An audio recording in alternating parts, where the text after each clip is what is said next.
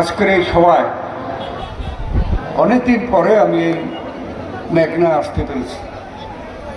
আমার সাথে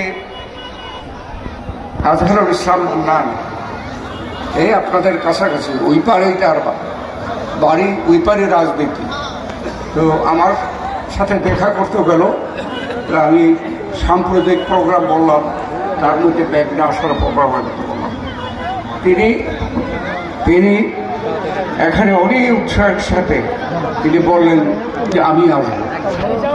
আমি তাকে ধন্যবাদ জানাই আপনাদের সকলের উপস্থিতিতে, যে আমাদের অত্যন্ত, আমার ব্যক্তিগত অত্যন্ত আজহারুল ইসলাম মান্নান অত্যন্ত স্নেহের।